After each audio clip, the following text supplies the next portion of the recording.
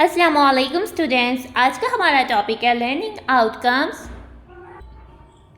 हम इस वीडियो में शुरू करने वाले हैं यूनिट नंबर 6। यूनिट नेम है यूनिटरी मेथड। बिस्मिल्लाहिर्रहमानिर्रहीम। ठीक है, तो यूनिटरी मेथड जो है आप क्लास 5 में फ़र्स्ट टाइम जो है इसको स्टडी करने वाले हो, क्योंकि इससे पहले आपने यूनिटरी मेथड टाइप का कोई यूनिट जो है वो स्टडी नहीं किया। बाकी जो यूनिट थे जैसे होल नंबर्स एंड ऑपरेशंस वो हमारे ग्रेड क्लास 1 से ही चलते आ रहे हैं, और कुछ यूनिट जो है क्लास 3 से चलते आ रहे हैं। इस तरह से जो है यूनिट हमने स्टडी किए हैं। ठीक है, लेकिन जो ये वाला यूनिट है, यदि ये वाला जो टॉपिक है यूनिटरी मेथड, ये हम फर्स्ट टाइम स्टडी करने वाले हैं। तो फर्स्ट में पहले हम आ जाते हैं यूनिटरी मेथड होता क्या है। ठीक है, मेथड तो किसी तरीक़ेकार को कहते हैं, यानी कि जो काम जिन स्टेप्स से किया जाए उसको हम मेथड कहते हैं। अब आ जाते हैं यूनिटरी पर। यूनिटरी बेसिकली हमें नज़र आ रहा है यूनिट। ठीक है, जो इसमें एक यूनिट है ना, यूनिट हम वन को कहते हैं। ठीक है, वन होल को कहते हैं, एक पूरी कंप्लीट चीज़ को हम जो है वो यूनिट कहते हैं। ठीक है, तो यूनिटरी मेथड बेसिकली ये होता है कि अगर हमारे पास वैल्यू या कॉस्ट या प्राइस जो है वो किसी कुछ चीज़ों की दी हो, जैसे कि 5 चीज़ों की दी हो, और हमने फाइंड करनी हो 17 चीज़ों की कास्ट। ठीक है, कुछ चीज़ों की दी हो और हमने कुछ की फाइंड करनी हो, उसके लिए हम यूज़ करते हैं यूनिटरी मेथड। यानी कि सबसे पहले अगर हमें कुछ चीज़ों की दी हुई है तो हम ज़्यादा चीज़ों की फाइंड करने के लिए सबसे पहले हम जो है 1 आइटम की कास्ट फाइंड करेंगे।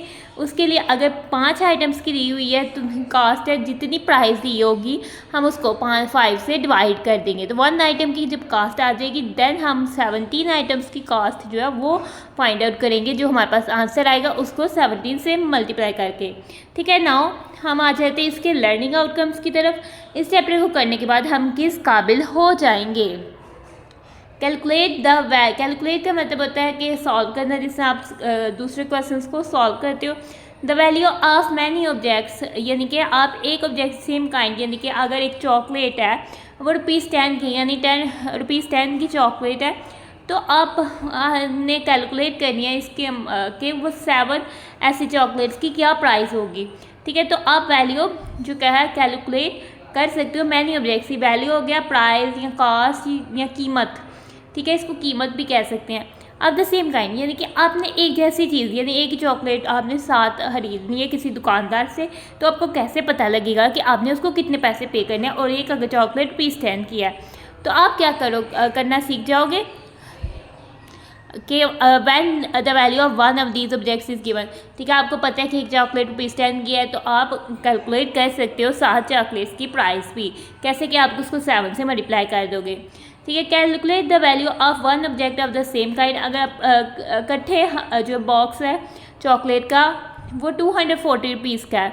ठीक है, उसमें 24 पीसीज हैं, तो आप फाइंड आउट कर सकते हो कि इसमें से एक जो पीस है यानी एक चॉकलेट की प्राइस क्या होगी।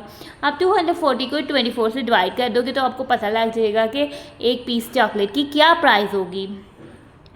इसके अलावा आप calculate the value of many objects of the same coin when the value of some of these givens. यानी कि अगर आपको कुछ, यानी कि एक ही चीज़ है, यानी चॉकलेट है, उसमें से आपको 3 की प्राइस जो है बता दी गई है, 3 की इकट्ठे बताई हुई है, तो आप सबसे पहले क्या करोगे 1 की प्राइस फाइंड करोगे। उसके लिए आप डिवाइड करोगे और उसके बाद जब 1 की आ जाएगी तो आप मैनी ऑब्जेक्ट्स की फाइंड कर सकते हो, उसके लिए आप मल्टीप्लाई करोगे।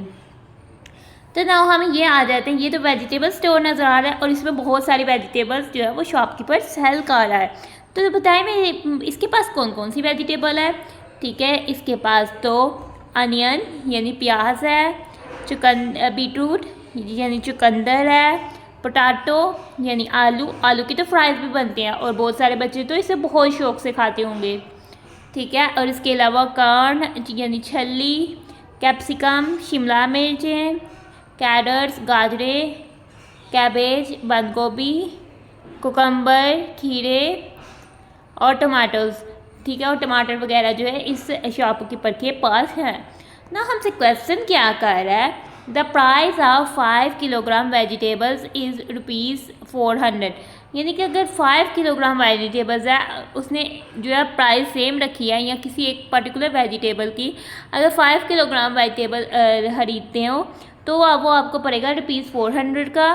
Find the price of 13 kilogram vegetables. हमने 13 किलोग्राम वेजिटेबल्स की प्राइस जो है वो फाइंड आउट करनी है। उसके लिए सबसे पहले हम 1 किलोग्राम वेजिटेबल की प्राइस फाइंड करेंगे। ठीक है, हमारा क्वेश्चन स्टार्ट होता है, हमें कह रहा है the price of 5 kilogram vegetable, वो हमें इसने दी हुई है ₹400। तो सबसे पहले हम प्राइस फाइंड करेंगे 1 किलोग्राम वेजिटेबल की। ठीक है, तो हम यही स्टेटमेंट लिखेंगे, सिर्फ 5 की जगह जो है वो 1 राइट डाउन करेंगे। ठीक है, ज़्यादा से जब भी हमने कम जाना होता है हम इसी प्राइस को यूज़ करेंगे। तो 5 से यानी 5 आइटम की दी हुई है, हमने 1 आइटम की फाइंड करनी है, तो हम जो है ₹400 को इस 5 से डिवाइड करेंगे तो 1 किलोग्राम वेजिटेबल की प्राइस जो है आ जाएगी। ठीक है, 1 होल किलोग्राम।